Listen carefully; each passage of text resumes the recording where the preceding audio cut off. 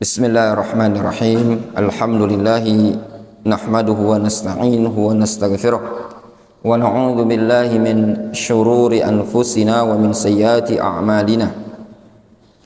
May yahdihillahu fala mudilla lahu wa may yudlil fala hadiya lahu. Wa asyhadu an la ilaha illallah wahdahu la syarika lahu wa asyhadu anna Muhammadan 'abduhu wa rasuluhu sallallahu alaihi wa ala alihi wa ashabihi ajma'in, amma ba'd. Disebutkan di halaman 43, kata Syekh Khalid Ibn Qasim Ar-Radadi rahimahullahu ta'ala, beliau menyebutkan tanbihun muhimmun jiddan. Tanbih penting sekali. Wa huwa anna 'ala salafi sahibis sunnah ayyalzamal kitab wa sunnah hasba fahmi wa taqriris salaf kama taqaddama bayanuhu. Apa tanbih tersebut? Yaitu bahwasannya wajib bagi seorang salafi sahibus sunnah agar menetapi komitmen di atas Al-Quran dan sunnah sesuai pemahaman dan takrirnya salaf. Pemahaman dan takrir salaf. Takrir itu sesuatu yang dibakukan oleh para salaf. Itu yang pertama. Jelas ya? Kewajiban kita seorang talibul ilmi, seorang sunni salafi, yaitu iltizam Al-Quran was sunnah ala fahmi salaf. Sepakat ini? Kita sepakat. Dan yang kedua, wa yalzam al-ulama ar-rasikhin al-muqtafin li athari man sabaq. Yang kedua, kita iltizam, menetapi luzum al-ulama ar-rasikhin, menetapi kebersamaan para ulama yang rasikhin, yang mateng, yang kokoh dari sisi keilmuan. Al-muqtafin, yang mencontoh jejak orang terdahulu. Nah, di zaman sekarang banyak para ulama ahli sunnati wal jamaah yang al-muqtafin li athari man sabaq. Kalau yang masih hidup seperti Syekh Abdul Muhsin Al-Abbad, Syekh Rabi' Al-Madkhali, Syekh Muhammad Ibn Hadi Al-Madkhali, Syekh Saleh Al-Fauzan, Abdul Aziz Al-Syekh. Itu yang tua-tua, Wasiul Abbas. Yang di bawahnya juga banyak yang masih hidup. Syekh Sulaiman Ruhaili yang ada di Madinah, Syekh Muhammad Umar Bazmul yang ada di Mekah, Ahmad Bazmul, Badr Ibnu Muhammad Al-Badr, masuk juga Muhammad Ibn Ramzan Al-Hajiri ya. Masih banyak para ulama di Mamlakah Al-Arabiyah ya, banyak sekali.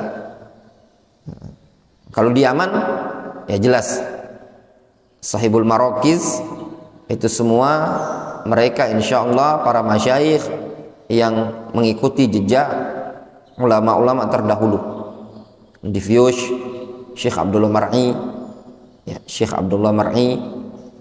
Di Ma'bar Syekh Muhammad Al-Imam, Syekh Utsman Salimi di Dhamar, Abdullah ibn Utsman Az-Zamari di Dhamar, Muhammad As-Saumali di San'a, atau misalkan Syekh Abdul Aziz Al-Burai, Mafraq Hubaish Ib. Itu yang senior-senior dari tulabnya Syekh Muqbil. Yang di bawahnya itu banyak juga. Ada Syekh Muhammad Ibn Hizam, Syekh Nu'man Al-Watar, dan banyak masyayikh yang lain ya, sahibul marakiz wa duarul hadith fi biladil Yaman. Kalau di Saudi Arabia ya antum luar biasa banyaknya ya, banyak sekali ya. Cuman karena anak tidak belajar di Saudi, jadi anak tidak tahu secara detail ya, taunya yang masyhur-masyhur saja.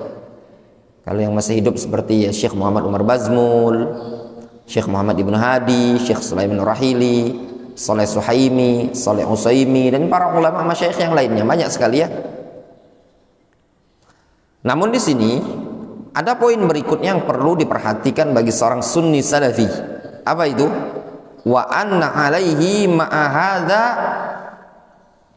adamal ghulu fihim, dan bahwasannya alaihi, kewajiban bagi seorang sunni salafi tadi, bersamaan dengan ini, bersamaan dengan apa? Bersamaan dengan luzumul ulama ar-rasikhin,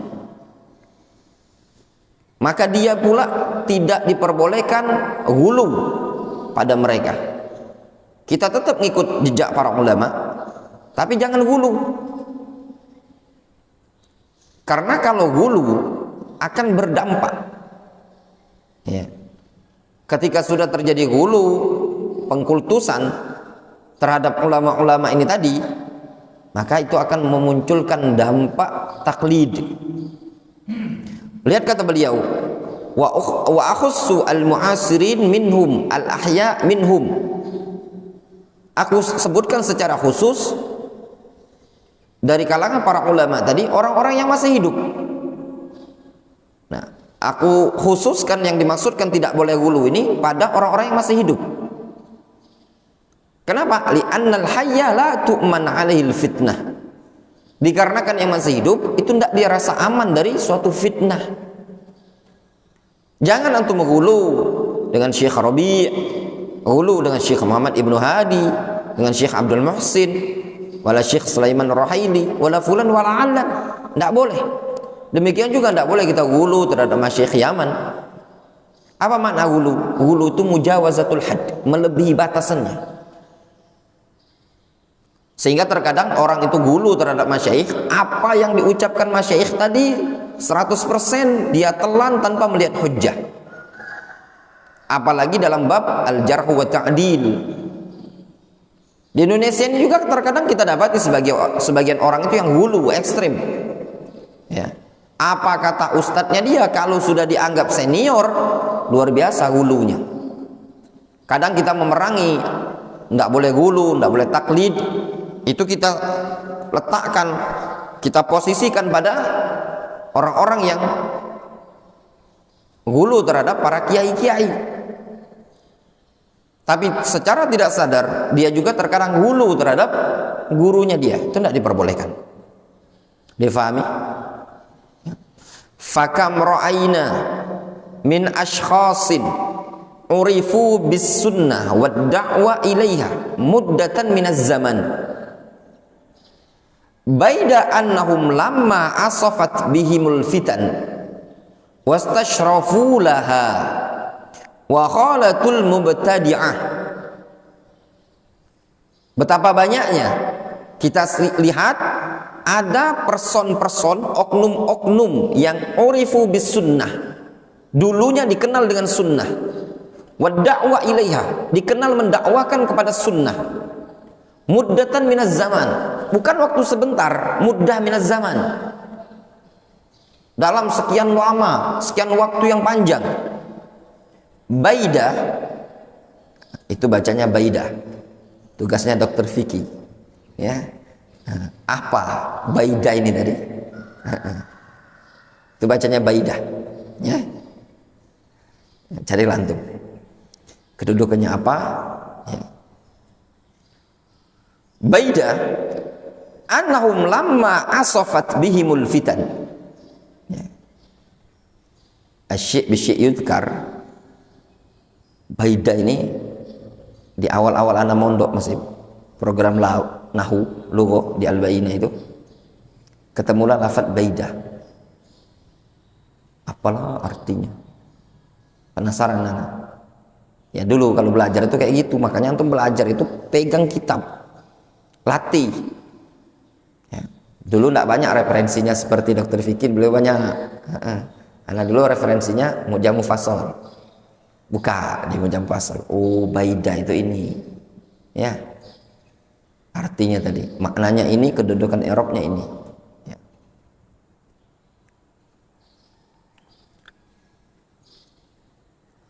Baida annahum lamma asafat bihimul fitan. Namun tatkala mereka dihempaskan oleh fitnah, asofat itu hempasan, hembusan, badai fitnah, wastashrafu laha, dan ada upaya untuk ngintip-ngintip terhadap fitnah tadi, istishraf, nyolong-nyolong, ya, nyingok-nyingok bahasa kitanya. Wa khalatu al-mubtadi'ah, serta ada upaya untuk bercampur dengan mubtadi'ah. Wattakhazuhum bitanatan, dan mereka jadikan ahlul bid'ah tadi sebagai teman. Wa hawwanu min bid'ahihim, serta menganggap sepele kebid'ahan mereka. Nah, dampaknya apa? Disebutkan oleh Syekh Khalid. Jelas? Tatkala terbawa oleh arus fitnah, suka nyelihat-lihat fitnah, ya, kemudian suka bercampur dengan ahlul bid'ah,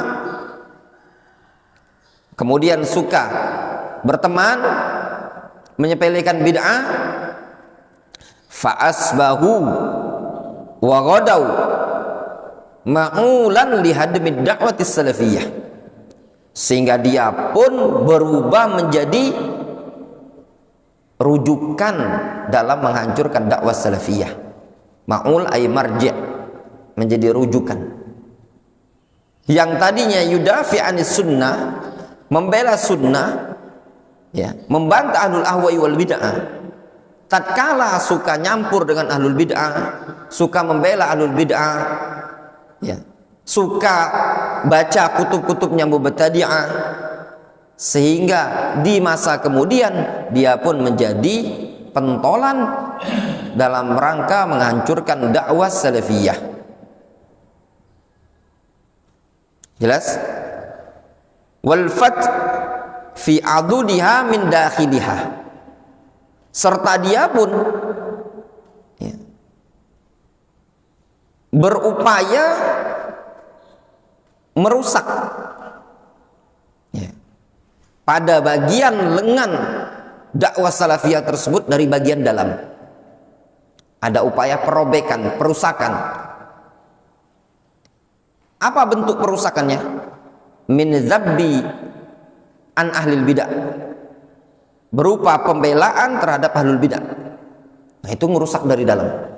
Orang melihatnya dia ini sunni salafi, ketika dilihat dari luar bagaikan sunni salafi, namun di bagian dalam dia ada perusakan terhadap dakwah salafiyah. Apa perusakannya? Berupa pembelaan terhadap ahlul bid'ah. Kawan-kawannya di luar sana memberikan bantahan yang luar biasa terhadap ahlul ahwa'i wal bid'ah, sedangkan dia ada upaya untuk menggembosi. Didapat ya ikhwan. Ada salah seorang di Indonesia ini, dulunya pernah belajar di Darul Hadis Dammaj, ya, pernah belajar di Darul Hadis Dammaj. Banyak para asatidzah, teman-temannya dia membantah ahlul ahwa'i wal bid'ah. Dia malah apa? Ada upaya, bukannya mau yudafi anis sunnah, tapi membuat kendor dakwah sunnah, memunculkan syubhat, tahlilan lah, memunculkan syubhat ini, syubhat itu, syubhat ini, ya. Wa nusratin lahum, serta ada pembelaan, penolongan, bantu ahlul bid'ah. Wa taq'idil qawaid wa ta'silat al-fasidah, serta ada upaya membuat kaedah-kaedah serta taksil yang rusak. Nah, ini terjadi ya ikhwan. Mereka para ulama mencontohkan seperti kalau di Yaman dari muridnya Syekh Muqbil seperti Abul Hasan Al-Ma'ribi Al-Misri. Abul Hasan ini disebutkan oleh Syekh Sulaiman Ar-Rahaili membuat qawaid wa yuqaid wa yu'assil al-qawaid wa ta'silat al-fasidah. Faja'u bil bawaqi' wal fawaqi', sehingga dia pun mendatangkan segala macam noda-noda syubhat, kotoran-kotoran ke tengah-tengah dakwah salafiyah ini tadi.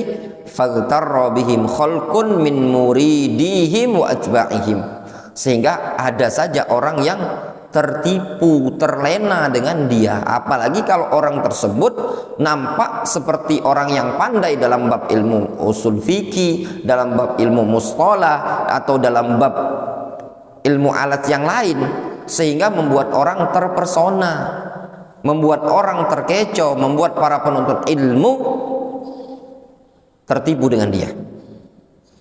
Wala raiba anna hadzal amra lam ya'ti min faragh.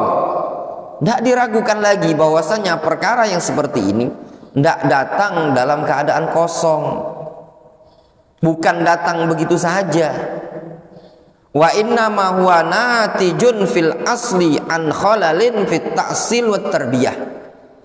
Namun kondisi yang seperti ini, ya, kondisi munculnya orang-orang yang berpikiran nyeleneh yang dulu dikenal sebagai orang yang urifu bis sunnah, urifu bid da'wati salafiyah, namun setelah beberapa waktu ada inhiraf, itu semua ada sebab. Apa sebabnya? Khalal fit ta'sil wat tarbiyah. Dikarenakan ada celah, ada kebocoran dalam bab taksil dan tarbiyah. Apa taksil itu? Pembekalannya kurang, pentarbiyahan dalam bab ini kurang. Nusyir ilaihima ala wajhil ijmal. Kita akan tunjukkan bagaimana taksil dan tarbiyah secara global. Jelas? Wadih. Kemudian kata beliau, baru beliau masuk kepada inti berkaitan dengan taksiliyah wa tarbiyah. Beliau mengatakan, amma taksil, adapun taksil, fayumkin fi qiraati kutubi ahlil bid'ah wa khasatan al-fikriyah wa idman al-nadhar fiha bihujjati fahmil waqi' mimma nataja anhu az-zuhdu wal uzuf an mutala'ati kutubis sunnah wa tafakku fiha wa kadza mukhalatatu ahlil bid'ah war rukun ilaihim. Fayumkin, kata beliau, adapun dalam masalah taksil, kebocoran dalam masalah taksiliyah, mungkin bisa kita katakan terjadi dalam bentuk suka membaca kitab-kitab ahlul bidah, suka membaca buku-bukunya Ikhwanul Muslimin, buku-bukunya orang-orang yang ghairu wadih, tidak jelas manhaj dan akidahnya. Secara khusus buku-buku fikriyah, buku-buku pemikiran. Apalagi buku-buku tersebut kalau buku-buku yang ditulis oleh orang-orang yang punya pemahaman Qutbiyah, pemahaman Sayyid Qutb, ya, pemahaman Sururiyah, pemahaman Ikhwanul Muslimin,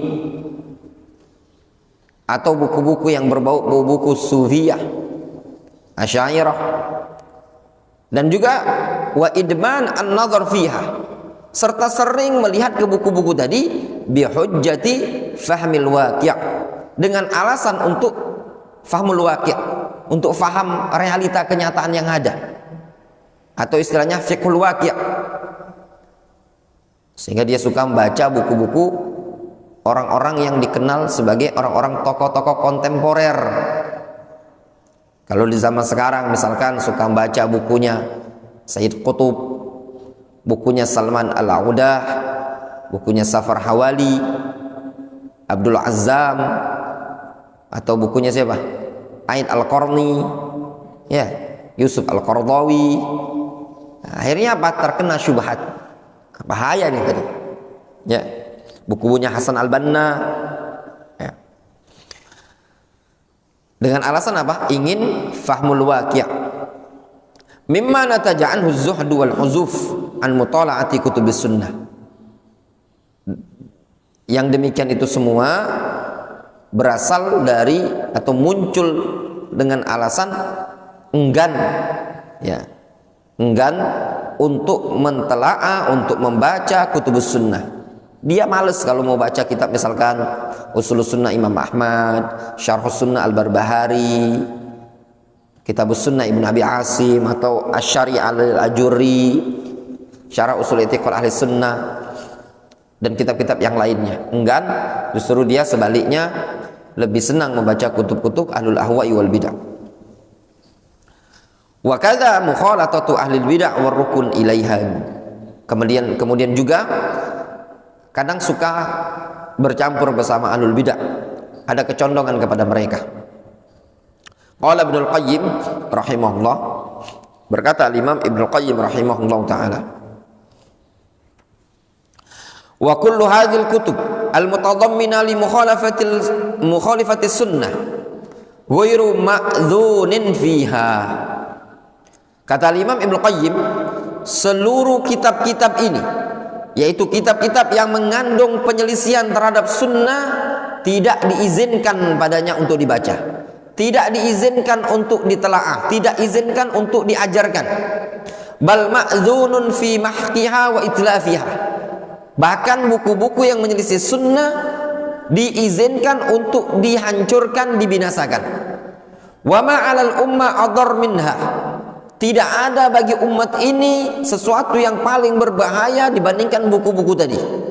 Waqad harraqa as-sahaba jami'al masahif al-mukhalifa li mushaf Utsman lamma khafu 'ala al-umma min al-ikhtilaf.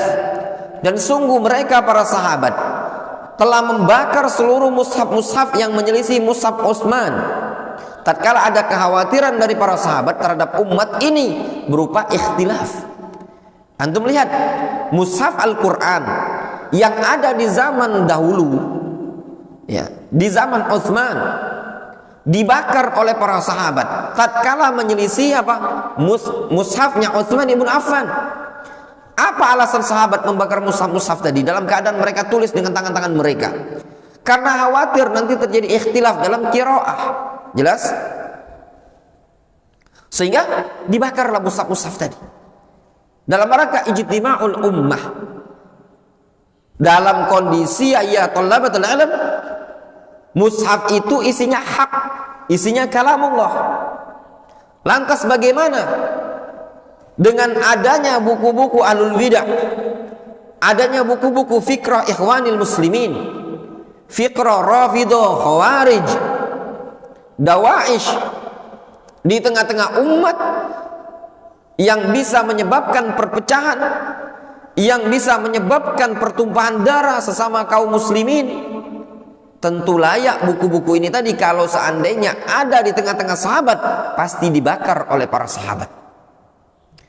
Kalau mushaf Al-Quran saja yang isinya pasti kalamullah dalam rangka tauhidul ummah, penyatuan umat, jangan ada ikhtilaf di kalangan umat, itu saja dibakar oleh para sahabat. Maka pasti bisa kita pastikan buku-buku, kitab-kitab yang isinya fikrah-fikrah munharifah, pemikiran-pemikiran yang menyimpang, tentu akan dibakar oleh mereka para sahabat. Fakaifa law ra'au hadhil kutub allati awqa'at al-khilafah wat tafriq bainal ummah. Lihat kata Imam Ibnu Qayyim, maka bagaimana kalau seandainya mereka para sahabat melihat kitab-kitab yang ada ini tadi, melihat kitab-kitab karyanya orang-orang Rafidhah, karya Jahmiyah, karya Mu'tazilah, karya Asy'ariyah, karya Sufiyah, tentu kitab-kitab yang bisa menyebabkan khilaf wa tafriq bainal ummah, kitab yang bisa menyebabkan adanya perselisihan, perpecahan di kalangan umat, kitab-kitab yang isinya merusak akidah kaum muslimin, kitab-kitab yang isinya wahdatul wujud, kitab-kitab yang meniadakan sifat Allah Subhanahu wa taala, kitab-kitab yang berisikan pemikiran-pemikiran Syiah Rafidhah. Ini semua tentu kalau ada di zaman sahabat pasti akan dibakar oleh para sahabat. Demikian keterangan dari Al-Imam Ibnu Qayyim rahimahullah taala. Kita lanjutkan. Wa qala rahimahullah. Beliau Al-Imam Ibnu Qayyim menyatakan, wal maqsud anna hadhil kutub al-mustamila 'ala al-kadhib wal bid'ah yajibu itlafuha wa i'damuha wa hiya aula bidzalika min itlafi alatil lahwi wal ma'azif. Kata beliau, yang dimaksudkan bahwasanya kitab-kitab yang mencakup mengandung kedustaan, kebid'ahan, maka wajib dihancurkan, wajib dibinasakan. Bahkan kitab-kitab ini tadi lebih layak dibinasakan dibandingkan alat-alat musik. Wa itlafi aniyatil khamr, bahkan buku-buku yang mengajak kepada penyimpangan, mengajak kepada perpecahan umat itu wajib dihancurkan, wajib binasakan, melebihi kewajiban membinasakan alat-alat musik ataupun bejana-bejana minuman keras. Kenapa? Fa inna dararaha a'zam min darari hadhihi, dikarenakan bahaya buku-buku yang menyimpang, bahaya buku-buku Syiah, bahaya buku-buku Rafidhah, buku-buku Khawarij, buku-buku Sufiyah, buku-buku Asy'ariyah, Mu'tazilah, Jahmiyah dan yang lainnya. Buku ini sangat berbahaya bagi umat dibandingkan bahaya alat musik tadi. Wala dhamana fiha, serta tidak ada dhaman, tidak ada ganti rugi. Antum kalau ketemu buku Ahlul Ahwa wal Bid'ah antum bakar, tidak dosa bagi antum. Apalagi sebagian buku didapati isinya hadis-hadis palsu, hadis-hadis yang dhaif, kadzib 'ala Nabi sallallahu alaihi wasallam. Ini juga wajib untuk dibakar. Kama la dhamana fi kasri awanil khamri wa syaqqi ziqaqiha, sebagaimana tidak ada ganti rugi, tidak perlu kita mengganti rugi, tidak perlu tanggung jawab tatkala menghancurkan bejana-bejana, wadah-wadah khamr, atau memecahkan, merobek kantung-kantung untuk minuman khamr tadi. Jelas? Wadih pernyataan Imam Ibnu Qayyim rahimahullah ta'ala. Nah, di antara sebabnya, jelas ya Wandi, Rio, sebab seseorang terjatuh pada penyimpangan yang mana dulunya dia dikenal sebagai orang yang di atas sunnah, apa sebabnya? Qiraah kutub ahlil bidah. Makanya penting antum harus belajar dari seorang yang sunni salafi dan mengambil ilmu dari buku-buku ahli sunnah. Emang tidak ada lagi buku ahli sunnah, buku para ulama sunnah, sehingga antum harus membaca buku-buku ahlul ahwa wal bid'ah, buku-buku orang yang tidak dikenal pembelaan terhadap sunnah. Ya. Qala al-Imam Az-Zahabi rahimahullah ta'ala,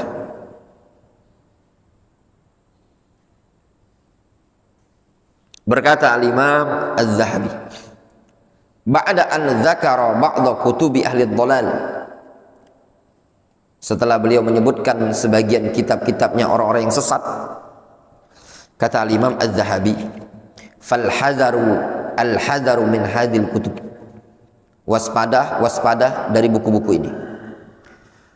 Wahribu bidinikum min syubahil al-awail, larilah kalian dengan membawa agama kalian dari syubhatnya orang-orang terdahulu. Wa illa waqa'tum fil hayrah, namun kalau tidak lari maka kalian akan terjatuh pada al-hayrah, terjatuh pada kebingungan, linglung nanti antum. Ya. Faman raman najah wal fawz falyalzam al-ubudiyyah, maka barang siapa yang menginginkan keselamatan dan keberuntungan, maka hendaklah dia menetapi peribadatan kepada Allah Azza wa Jalla.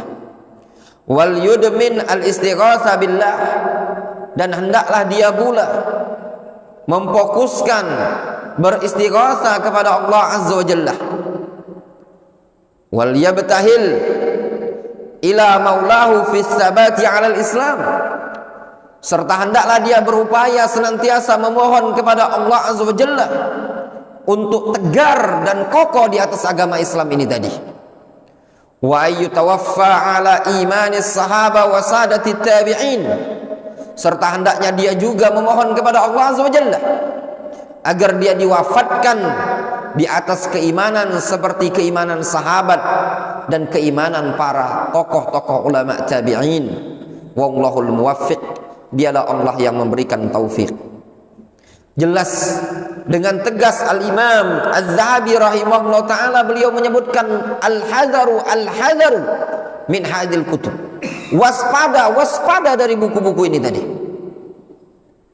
Alhamdulillah, sebagian masyayikh kita ikhwan, seperti Syekh Khalid Ibni Dhahwi Az-Zafiri, beliau nulis buku Ijma'ul Ulama, ya, tentang hajar boykot kitab-kitabnya ahlul bidah.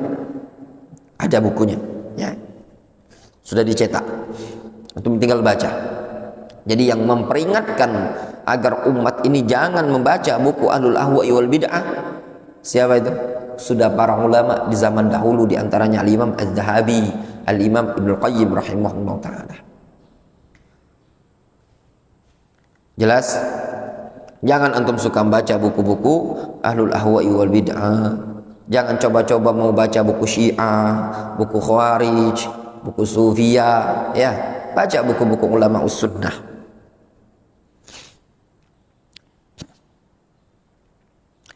Wa qala Syekh Abdul Latif Ibnu Abdurrahman rahimahullah, berkata Syekh Abdul Latif bin Abdurrahman rahimahullah, fa'alaika bi kutubi ahli sunnah, maka wajib bagimu untuk menetapi, berpegang, membaca buku-buku ahli sunnah. Wahdzar min kutubil mubtadi'ah, dan waspada engkau, hati-hati dari membaca buku-buku ahlul bid'ah. Fa innahum sawwaduha bisyubuhat wal jahalat allati talaqqawha an aslafihim wa syia'ihim. Kenapa? Dikarenakan buku-buku ahlul bid'ah mereka penuhi dengan syubhat dan kebodoh-kebodohan yang mereka ambil dari tokoh-tokoh mereka, pendahulu-pendahulu mereka. Itulah kenapa kita tidak diperbolehkan membaca buku-buku ahlul ahwa'i wal bid'ah, karena buku-buku ahlul ahwa'i wal bid'ah tersebut dipenuhi dengan syubhat, dipenuhi dengan kebodohan. Apalagi sebagian buku terkadang isinya falsafah Yunaniyah, isinya ilmul kalam, ilmul mantiq, yang tidak ada faedahnya bagi seorang talibul ilmi sunni, murni ilmul kalam. Ya. Kalau antum mau baca bantahan-bantahan terhadap ilmul kalam, antum baca saja bukunya Syekhul Islam Ibnu Taimiyah, antum baca bukunya Al-Imam Ibnu Qayyim. Jangan dengan cara antum membaca buku-buku mereka, khawatir nantinya secara tidak antum sadari syubhat tersebut sudah nempel di hati antum. Ibarat ungkap sebagian para ulama mengatakan, asyubhat khattafah wal qulub dhaifah. Syubhat itu menyambar-nyambar, sedangkan hati sangatlah lemah. Wadih? Jelas? Jelas sekali ya ikhwah. Wa qala Syekh Ibnu Utsaimin rahimahullahu taala, berkata Syekh Ibnu Utsaimin rahimahullahu taala,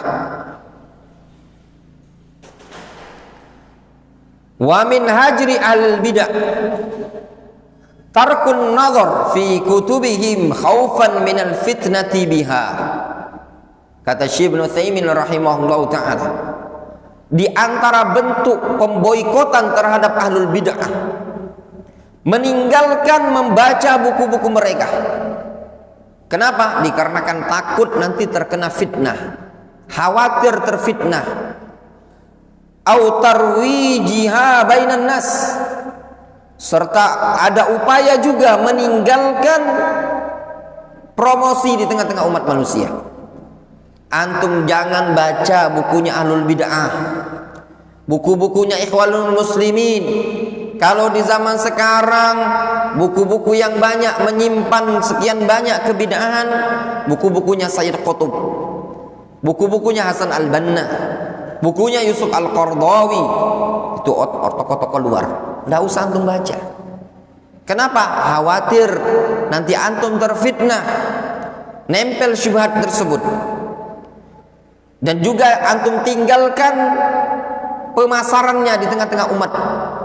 Nggak usah antum promosikan, nggak antum pinjemkan, nggak antum rekomendasikan, jangan. Fal ibti'ad an mawatinid dhalal wajibun. Kata Syekh Ibnu Utsaimin, menjauhi tempat-tempat kesesatan, tempat-tempat penyimpangan adalah wajib dan tidak diragukan lagi. Di antara bentuk tempat-tempat sumber penyimpangan, sumber kesesatan adalah kutub ahlul bid'ah wad dhalal. Bukunya orang-orang yang sesat lagi menyimpang. Jelas? Lihat contoh nyata Abdullah Al-Qasimi, seorang yang dulu dikenal membela Islam karena magrur, ightarra bihi, tertipu dia. Beliau suka membaca buku-buku ahlul ahwa'i wal bid'ah. Akhirnya apa? Nempel syubhat. Kata Syekh Muqbil, mata murtaddan, wafat dalam keadaan apa? Murtad, keluar dari agama Islam. Nah, itu keharusan kita. Antum jangan ambil ilmu dari ahlul ahwa'i wal bid'ah. Jangan membaca buku ahlul ahwa'i wal bid'ah. Itu wajib. Liqaulihi sallallahu alaihi wasallam fid dajjal, berdasarkan sabda Nabi sallallahu alaihi wasallam tentang dajjal. Nabi sallallahu alaihi wasallam mengatakan, man sami'a bihi falyan'a anhu. Man sami'a bihi falyan'a anhu.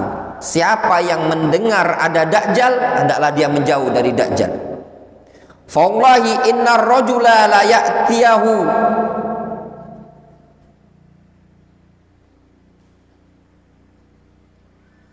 Fawallahi innar rajula la ya'tihi wa huwa yahsib annahu mu'min fayattabi'uhu mimma yab'atsu bihi minasyubhat. Kata Rasul, sungguh demi Allah, sesungguhnya seseorang sungguh akan didatangi oleh dajjal dalam keadaan dia mengira bahwasanya dia adalah orang yang beriman.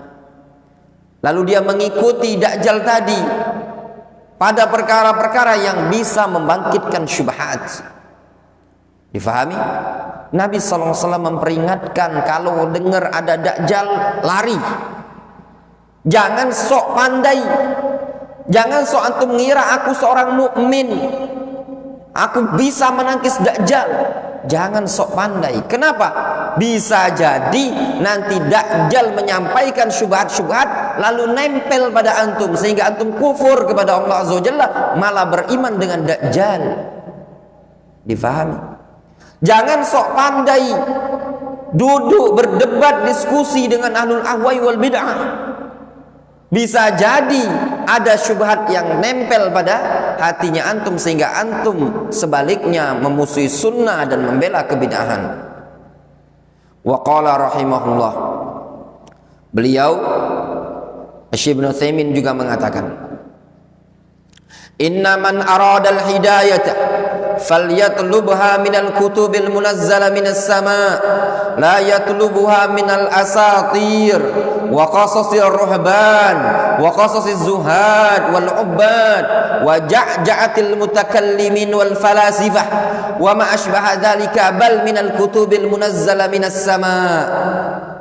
Kata Syekh Ibnu Utsaimin rahimahullahu taala, sesungguhnya bagi orang yang menginginkan hidayah, menginginkan petunjuk, menginginkan taufik dari Allah Azza wa Jalla, maka carilah petunjuk dan hidayah tadi dari Al-Quran, dari sunnah yang diturunkan dari langit. Cari dari kitab-kitab yang diturunkan dari langit. Adapun untuk umat ini, kitab yang diturunkan dari langit adalah Al-Quranul Karim, sunnah Nabi alaihi salatu wassalam. La yatlubuha minal asatir. Jangan dia cari dari dongeng-dongeng terdahulu, atau kisah-kisah ahli ibadah, atau kisah-kisah orang-orang yang sok zuhud, sok ahli ibadah, atau ja'ja'atil mutakallimin wal falasifah, atau dendangan omong kosong bualan para ahlul kalam dan falasifah. Jangan diambil dari sana. Demikian juga yang serupa dengan hal tersebut. Bahkan carilah petunjuk, carilah hidayah minal kutubil munazzala minas sama, berasal dari Al-Quran, berasal dari sunnah, dari kitab-kitab yang diturunkan dari langit. Fa'ala hadha ma yujadu fi kutubil wa'dhi minal qasas an ba'di az-zuhad wal 'ubbad wa nahwihim naqul likatibiha wa qari'iha. Maka atas dasar ini, kata Syekh Ibnu Utsaimin, atas dasar ini apa yang didapati dalam kitabul wa'dhi, kitab-kitab dalam masalah nasihat, berupa kisah-kisah yang berasal dari sebagian orang-orang yang nampak zuhud, atau berasal dari sebagian orang-orang yang nampak ahli ibadah, dan yang semisalnya, maka kami katakan kepada penulisnya dan para pembacanya, khairun lakum an tubdu lin-nasi kitaballahi azza wa jalla. Wahai para pembaca, wahai para penulis, maka hendaknya jauh lebih baik bagi kalian tampakkan kepada umat manusia Al-Quran, kalian tampakkan kutubus sunnah wa masahan Rasulullah sallallahu alaihi wasallam wa tabsutu dzalik. Justru perlu kalian perluas hal tersebut, jelaskan tafsir dari kalangan para ulama salaf, jelaskan sunnah dari Nabi alaihi salatu wasalam. Bukan kalian malah buat buku yang isinya cuma dongeng-dongeng yang tidak ada sanad sama sekali. Wa tabsutu dzalika wa tashrahu wa tuwassiruhu bima yanbaghi an yufham hatta yakuna dzalika nafi'an lil khalqi. Kalian jabarkan, kalian jelaskan, kalian tafsirkan dengan sesuatu yang selayaknya difahami, sehingga hal tersebut bisa bermanfaat bagi umat manusia. Jauh itu lebih baik. Ya pada. Kalau antum pengen nulis, tidak usah buku-buku kisah-kisah dongeng yang tidak jelas tadi. Mendingan antum tulis buku-buku tentang tafsir Al-Quran, penjelasan hadis, syarah hadis, bermanfaat bagi umat ini tadi. Li'annahu la tariqa lil hidayati ila Allah illa ma jaa min indillahi azza wa jalla. Kata Syekh Ibnu Utsaimin rahimahullah taala, tidak ada jalan untuk mendapatkan hidayah menuju Allah azza wa jalla melainkan dari jalannya Allah azza wa jalla. Jalan yang berasal dari Allah adalah jalan Al-Quran, jalan sunnah Rasul alaihi salatu wassalam, bukan jalannya ahlul kalam, bukan jalan ahlul falsafat. Ingat baik-baik, tidak ada yang namanya hidayah bisa didapatkan dengan ilmu kalam dan falsafah. Namun hidayah antum bisa dapatkan dari jalan Al-Quran dan Sunnah. Jelas? Itu yang disebutkan beliau. Wa minal khalal fit ta'sil, dan di antara bentuk kebocoran, celah dalam bab ta'sil, al-i'tidad bin nafsi wal ra'yi wal istiqlaliyah fil fahmi. Nah, di antara bentuk kebocoran dalam bidang taksiliyah, apa itu? I'tidad bin nafsi, merasa hebat pada dirinya, ya, merasa hebat pada ra'yunya, pendapatnya dia. Saya itu sudah menguasai seluruh bidang ilmu, saya sudah hebat, saya sudah pandai, saya sudah bisa berfatwa, bisa berijtihad. Nah, ini merasa hebat, percaya diri, percaya dengan akal pemikiran dia, sok hebat. Dan juga ada unsur istiqlaliyah, menyendiri dalam pemahaman, nyeleneh dari para ulama. Mimma wallada ada maruju li ahlil ilmi wal kibar, karena sikap merasa sok hebat pada dirinya, merasa sok pandai pada pemikirannya, merasa sok bisa berijtihad dengan sendirinya. Itu semua bisa melahirkan sikap tidak mau merujuk kepada ahlil ilmi al-kibar, tidak mau merujuk kepada para ulama yang senior. Nah, ini juga waspadai. Apalagi kita di Indonesia ini ya tullabul ilm, jauh dari para ulama. Terkadang menyebabkan seseorang sok hebat, sok pandai, sehingga memunculkan fatwa-fatwa yang tidak didahului oleh para ulama sebelumnya. Walladzina lahum qadamu sidqin wa jihadin tawilin fi masiri hadhihi da'wah, yang mana mereka para ulama kibar sudah memiliki pijakan yang terdahulu, pijakan yang lebih duluan, serta sudah dahuluan perjuangan yang sangat panjang dalam perjalanan dakwah ini tadi. Fala yarji'u ilaihim, lalu dia tidak mau kembali merujuk ke ulama tadi. Wa yustadha bi ra'yihim, ya, serta tidak mau juga mengambil lentera cahaya dengan pemikiran para ulama. Wa khasatan fin nawazil, secara khusus dalam masalah nawazil, masalah-masalah kontemporer. Bal yazhad wa yuzahhad fihim, bahkan dia enggan, sungkan, ya, malas untuk merujuk ke para ulama. Ini juga kadang mentang-mentang sudah lama belajar di Yaman, mentang sudah lama belajar di Madinah atau di Mekah, sudah tidak mau lagi merujuk kepada para ulama. Rujuklah para ulama yang ada di negeri Yaman, rujuk para ulama yang ada di Saudi Arabia. Ada daurah-daurah masyayikh, datangi, duduk bermajelis, ya, belajar, istifadah. Ini semua penting bagi kita semua, ya tullabul ilm. Nah, ini diantara sebab khalal fit ta'sil, ada kebocoran. Apa bentuknya? Merasa sok hebat, merasa sok pandai karena merasa sudah lama belajar, sudah senior, sudah tua umurnya, sehingga ada upaya enggan untuk merujuk ke para ulama.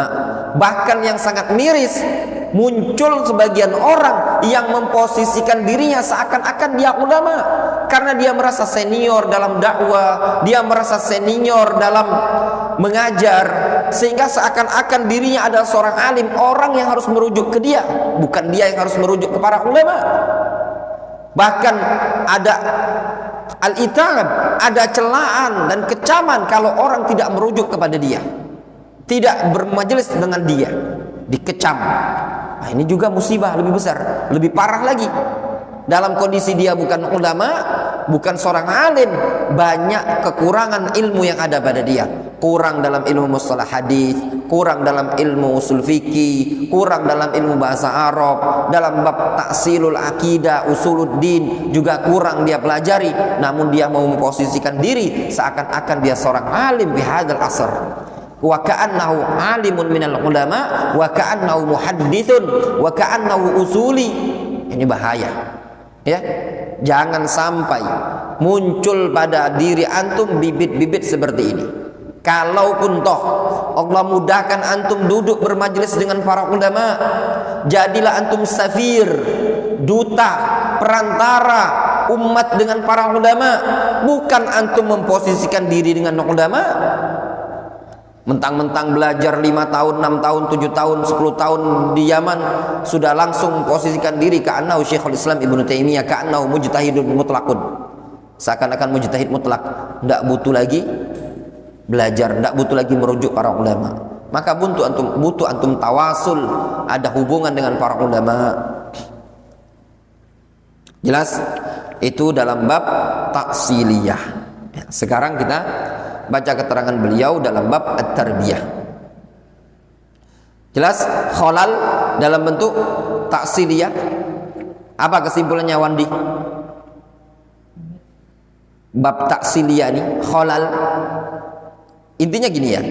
Syekh Khalid Ibn Qasim Ar-Radadi menyebutkan ada orang yang dulu dikenal dengan di atas sunnah, dikenal membela dakwah salafiyah, dikenal berdakwah, mengajar di atas sunnah, namun tiba-tiba menyimpang, miring dari jalan yang lurus.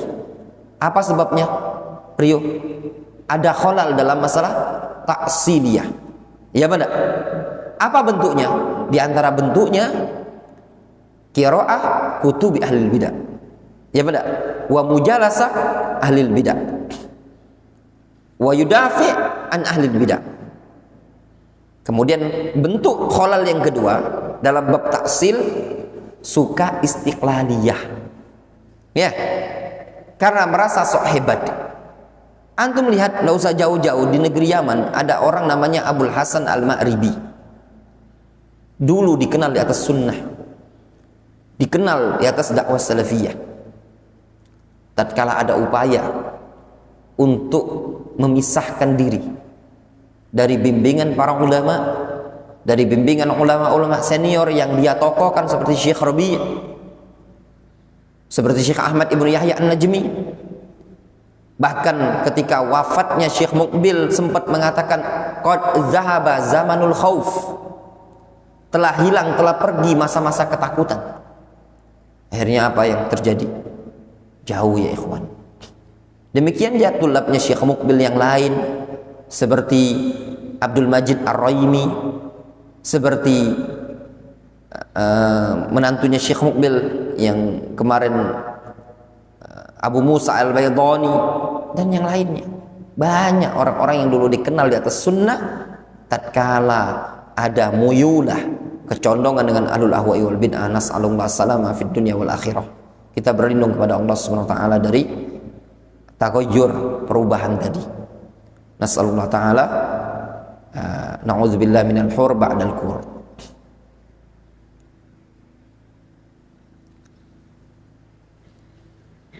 Kemudian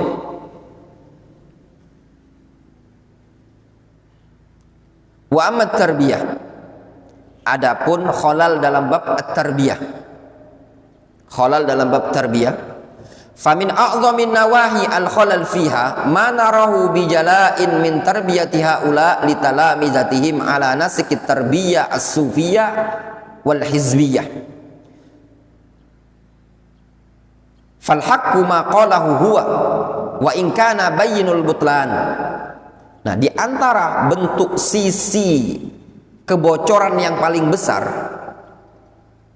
ya, pada bab tarbiyah ini, apa yang telah kita lihat dengan nampak jelas berupa tarbiyahnya mereka-mereka ini tadi terhadap murid-murid dengan metode tarbiyah sufiyah dan hizbiyah.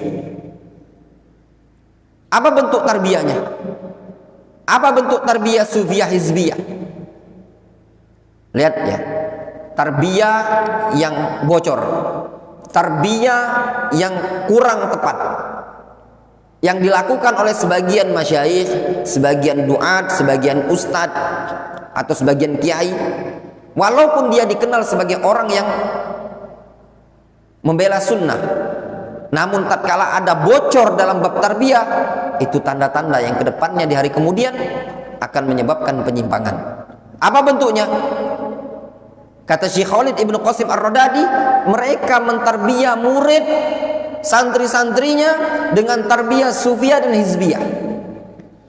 Apa bentuknya? Al-haq ma qalahu huwa. Kebenaran itu adalah apa yang dikatakan oleh gurunya.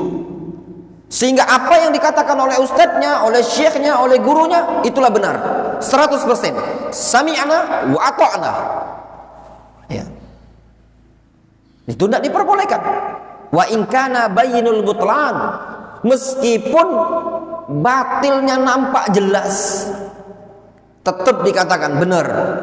Ini namanya apa? Taklid. Wal batil manaha anhu wa in kana haqqan wa huwa bi ilmi hadza yad'uhum walau bi tariqi ghairi mubashirin li taqdisihi fa Allahul musta'an. Kata Syekh Khalid Ibnu Qasim Ar-Radadi, al batil, yang batil itu adalah apa yang dilarang oleh dia tadi, meskipun itu adalah benar. Ya. Wa huwa, dia dengan ilmu yang ada pada dia ini, secara tidak sadar dia telah mengajak murid-muridnya tadi kepada perkara kebatilan, walau bi tariqi ghairi mubashir, meskipun tidak secara langsung, litakdisihi, untuk mengkultuskan dirinya. Jelas?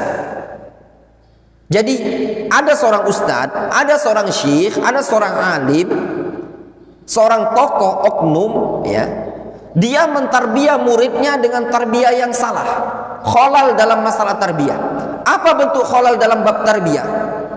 Dia mengajak muridnya, mentarbiyah muridnya ibarat metode-metode sufiyah, metode-metode hizbiyah. Apa bentuknya? Menanamkan kepada muridnya al-haq, apa yang telah disampaikan oleh gurunya. Pokoknya apa yang disampaikan gurunya hak, wajib antum ikuti, walaupun yang disampaikan tadi batil. Dan dia mentarbiyah muridnya dengan mengatakan batil, sesuatu yang batil itu adalah apa yang dilarang oleh dia, meskipun yang dilarang tadi adalah al-haq. Walaupun cara seperti ini tidak secara langsung, namun pada hakikatnya ada upaya untuk litakdisihi, untuk mengkultuskan dia. Faham nih?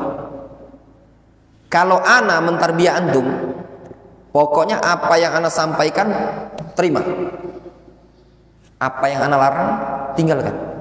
Ini namanya apa? Takdis. Ya enggak? Takdisul ashkhas. Kewajiban antum mengikuti al-haq, apa yang ana sampaikan. Jangan mengikuti kebatilan apabila nampak jelas batil yang ana sampaikan. Difahami? Itu yang benar. Nah, ini mengajak muridnya untuk taklid, mengkultuskan dirinya walaupun tidak secara langsung. Wa hadza kulluhu bila raibin natijin aidan an adamil ikhlas fid da'wah wa huwa a'zamul afat wa akhtarul mazaliq. Ini semua tanpa diragukan muncul dikarenakan tidak adanya ikhlas dalam dakwah. Orang yang mentarbiyah murid-muridnya untuk manut saja pada dia, apa kata ustadznya, apa kata gurunya, pokoknya harus manut 100%. Kalau gurunya memerintahkan, ikuti. Kalau gurunya melarang, maka jalankan. Ingat ya, ini bukan berkaitan dengan aturan pondok pesantren. Ya, jangan alasan, ustadz, ini aturan pondok pesantren itu sudah baku. Itu untuk maslahat.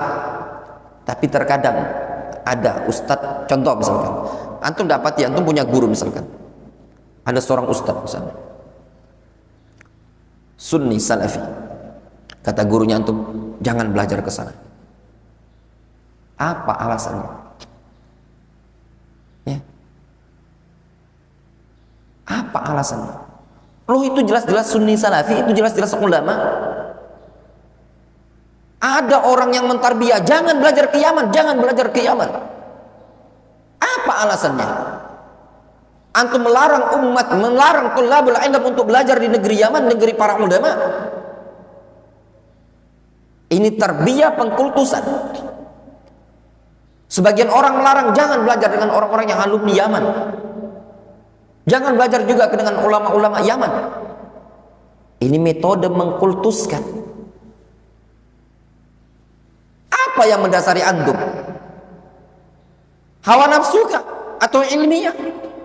Kalau antum ilmiah, ini perkara besar, larangan dari belajar dan menuntut ilmu dari marokis ahli sunnah. Antum tanyakan kepada para ulama, tanyakan para ulama yang ada di Saudi Arabia, tanyakan kepada Syekh Saleh Suhaimi, tanyakan pada Syekh Sulaiman Ar-Ruhaili, tanyakan kepada para ulama kibar yang ada di Saudi Arabia.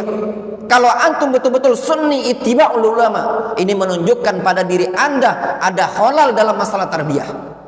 Kenapa? Karena tidak mau merujuk ke para ulama, ngikuti hawa nafsu. Maka anak katakan kepada mereka-mereka, para duat yang melarang untuk belajar di marokis ahli sunnah fi biladil yamaniyah, ittaqullah, bertakwalah kalian kepada Allah Subhanahu wa ta'ala. Apalagi kalau seandainya yang melarang ini adalah orang-orang yang dulunya pernah mengenyam pendidikan di Yaman. Kalau bukan pertolongan Allah, kemudian jasa-jasa masyaikh Yaman, ente belum tentu sekibar-kibar sekarang ini tadi. Ente menjadi asatidzah duat yang kibar itu karena mengenyam pendidikan alumni Darul Hadis Dammaj wa Darul Hadis Bilfiyush wa Darul Hadis Bima'bar.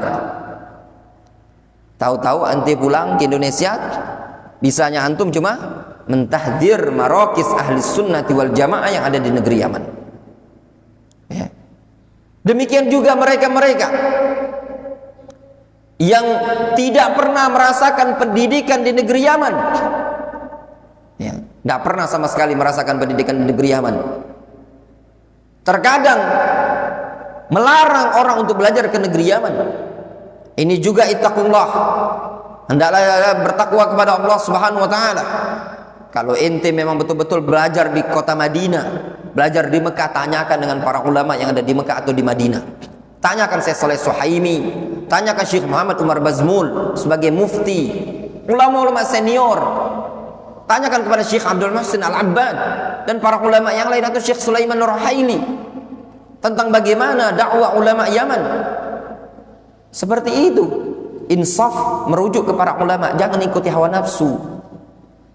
Nah, ini juga sudah mulai kadang sebagian orang melarang jangan belajar ke Yaman, jangan belajar ke Yaman. Iya enggak, Wandi?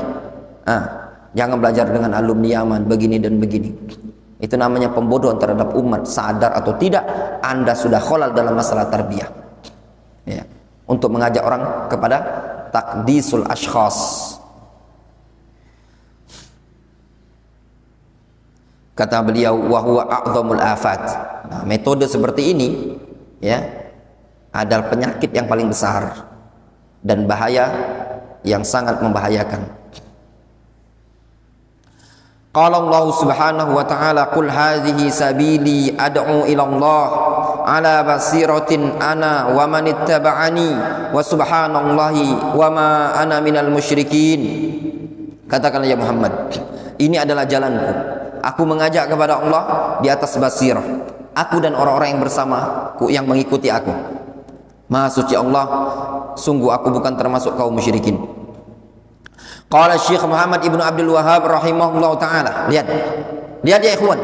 Kata Syekh Muhammad Ibnu Abdul Wahhab rahimahullah ta'ala, ketika beliau menyebutkan ayat qul hadhi sabili ad'u ilallah, katakan ya Muhammad, ini adalah jalanku, aku mengajak kepada Allah. Kalau antum ingin berdakwah, ajak kepada Allah. Jangan ngajak kepada person, jangan ngajak kepada pondoknya antum, jangan ngajak kepada yayasan antum atau kelompoknya antum.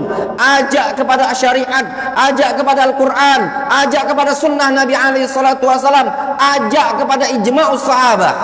Lihat Nabi alaihi salatu wasalam diajari oleh Allah azza wa jalla bagaimana metode berdakwah Nabi kita alaihi salatu wasalam. Qul, katakan ya Muhammad kepada umat manusia, hadhihi sabili, ini adalah jalanku, ad'u ilallah, aku ngajak kepada Allah, bukan ngajak kepada person, bukan ngajak kepada pondok pesantren, bukan ngajak kepada yayasan, tapi dakwanya kepada Allah, kepada syariat. Ala basiratin, di atas ilmu, ana wa manittaba'ani, aku dan orang-orang yang bersamaku. Kalau dulu kami mendengar dari Syekhuna Syekh Abdurrahman Al-Adadi rahimahullah ta'ala, beliau mengatakan da'watu ahli sunnati wal jamaah, da'wah minal kitabi wa minas sunnah wa ilal kitabi wa ilas sunnah. Kata Syekh rahimahullah ta'ala, dakwah ahli sunnati wal jamaah fi biladil Yaman, dakwah yang berasal dari Al-Quran, berasal dari sunnah, mengajak kepada Al-Quran dan kembali kepada Al-Quran dan sunnah. Wa subhanallahi wa ma ana minal musyrikin. Lihat kata Syekh Muhammad bin Abdul Wahhab ketika mengomentari ayat tersebut, fi hadhil ayah, pada ayat ini, anna da'wa ilallah tariqu man ittaba'ahu sallallahu alaihi wasallam, bahwasannya dakwah kepada Allah, dakwah kepada syariat, dakwah kepada Islam, dakwah kepada sunnah, kepada Al-Quran adalah metode tariqah orang-orang yang mengikuti Nabi kita Muhammad sallallahu alaihi wasallam. Wa fi at-tanbih 'ala al-ikhlas, pada ayat ini juga terdapat faedah, terdapat tanbih untuk ikhlas dalam berdakwah. Kenapa? Li'anna katsiran law da'a ilal haqqi fa huwa yad'u ila nafsihi.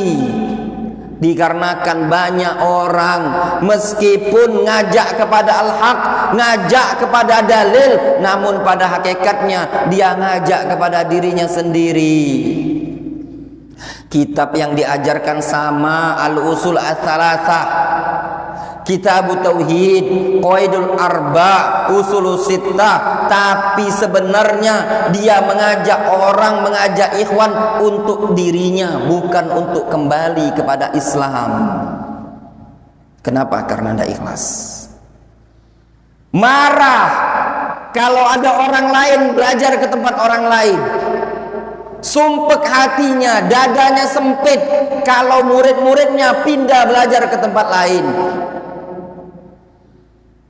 Malah kecewa kalau seandainya murid-muridnya lebih pintar dibandingkan dia. Ini bahaya, ya. Ini berarti orang dakwanya ngajak kepada dirinya, bukan mengajak kepada syariat, kepada Allah Azza wa Jalla. Wa hadza kulluhu yaquduna lil hadits an wasail tsabat anil manhaj salafi. Ini semua menuntun kita untuk berbicara tentang wasilah-wasilah kekokohan di atas manhajus salafi. Walihada mautinun akhar, untuk hal ini ada tempatnya yang lain. Jadi ada pembahasan wasail as-sabat 'alal manhajis salafi, wasilah-wasilah untuk kokoh di atas manhajus salafi. La'allahu yatayassar bayanuhu fi mautin akhar insyaallah. Mungkin barangkali akan termudahkan penjelasannya pada buku yang lain. Wa hasilul qaul, kesimpulannya, inna ala talibil ilmi salafi, sesungguhnya bagi seorang talibil ilmi salafi, ayyahrisu kullal hirsi ala luzumi sunnah wa iktifai athari man salaf. Hendaknya bagi seorang talibil ilmi, lihat talibil ilmi as-salafi, agar dia semangat dengan betul-betul luar biasa semangatnya untuk komitmen di atas sunnah dan mengikuti athar orang-orang terdahulu. Ma ijlalihi wa tawqirihi li alil ilmi rasikhina fi, dengan dibarengi pemuliaan dan penghormatan dia terhadap para ulama yang rasikhin dalam hal tersebut. Wal akhdhu anhum wa dhammul i'tidad bir ra'yi wa ittiba'il hawa wa luzumil ikhlas wat taqwa, serta tercelahnya merasa sok pandai dengan pemikiran dia, tercelahnya mengikuti hawa nafsu, serta kewajiban bagi dia untuk ikhlas dan bertakwa kepada Allah Azza wa Jalla.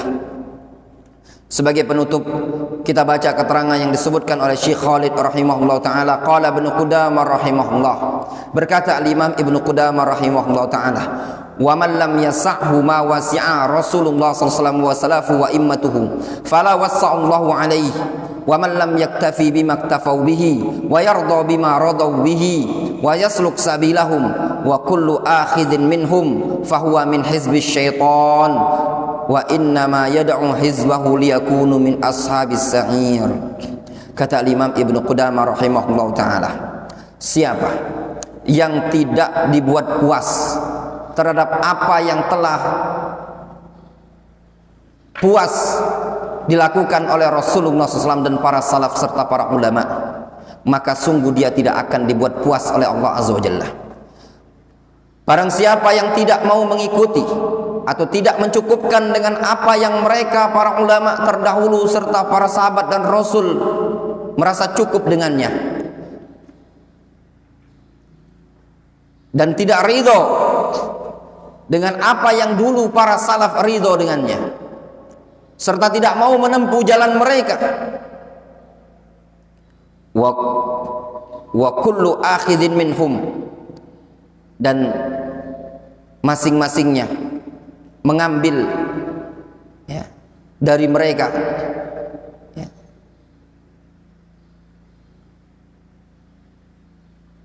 fahuwa min hizbi syaitan, maka dia termasuk hizbus syaitan.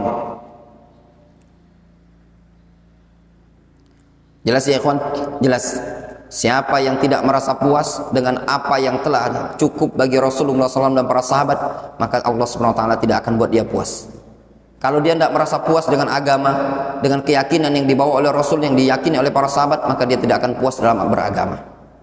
Siapa yang tidak mau mencukupkan dengan apa yang dulu para Rasul dan para sahabat merasa cukup dengannya, maka dia tidak akan cukup dalam agama ini tadi. Dan kalau tidak mau ridho dengan apa yang dulu para sahabat ridho, tidak mau menempuh jalan mereka ya, wa kullun akhidin minhum, justru masing-masingnya memberikan kritikan terhadap mereka, maka orang tersebut min hizbis syaitan, maka dia termasuk golongan dari syaitan. Wa inna ma yad'u hizbahu liyakunu min ashabis sa'ir, sesungguhnya syaitan tersebut menyeru pasukannya untuk menjadi penduduk neraka. Kadang sebagian orang itu bukan malah mengambil dari para salaf, tapi justru apa? Akhidin minhum, mengkritisi para sahabat, mengkritisi salaf. Wa man lam yarda as-siratal mustaqim wa salaka ila siratil jahim wa man salaka ghaira tariqi salafi afdat bihi ila talafi wa man mala 'anis sunnah faqad inharafa an tariqil jannah. Kata al-Imam Ibnu Qayyim atau al-Imam Ibnu Qudamah, barang siapa yang tidak ridho terhadap siratal mustaqim, dia justru menempuh jalan menuju neraka, Siapa yang menempuh jalan selain jalannya orang-orang terdahulu, maka yang demikian itu bisa mengantarkan kepada kehancuran. Dan barang siapa yang berpaling dari sunnah, maka sungguh dia telah menyimpang dari jalan menuju surga. Fattaqullaha wa khafu ala anfusikum. Takutlah kalian kepada Allah dan bertakwalah kalian kepada Allah dan takutlah terhadap diri kalian. Fa innal amra sa'bun, dikarenakan urusannya sangatlah susah. Wa ma ba'dal jannah ilan nar, tidak ada setelah surga itu melainkan neraka. Wa ma ba'dal haq ila dhalal, dan tidak ada setelah kebenaran melainkan pasti kesesatan. Wala ba'da sunnah ilal bid'ah, dan tidak ada setelah sunnah melainkan kebid'ahan. Kalau orang tidak masuk surga maka masuk neraka. Kalau seseorang tidak berada di atas al-haq maka berada di atas penyimpangan, kesesatan. Kalau seseorang tidak berada di atas sunnah maka dia akan berada di atas bid'ah. Wa ba'du, kata Syekh Khalid Ibn Qasim Ar-Radadi, setelah itu fahada ma tayassara jam'uhu wa bayanuhu min ma'alim wa fawaid tadammanaha al-atharul madhkur sa'ilan Allah ayyuwaffiqana lima yuhibbu wa yarda wa ayyu'inana ala ta'atihi wa luzumi sunnati nabi sallallahu alaihi wasallam innahu ala kulli syai'in qadir wa bil ijabati jadir. Kataba raji afwi rabbih al-ali Abu Yasir Khalid Ibn Qasim Ar-Radadi Al-Madinah An-Nabawiyah tahun 1424. Sekarang berapa? 1445. Wandi udah lahir? Hah? Sudah lahir. Buku ini sudah ada, Wandi baru lahir. Ya.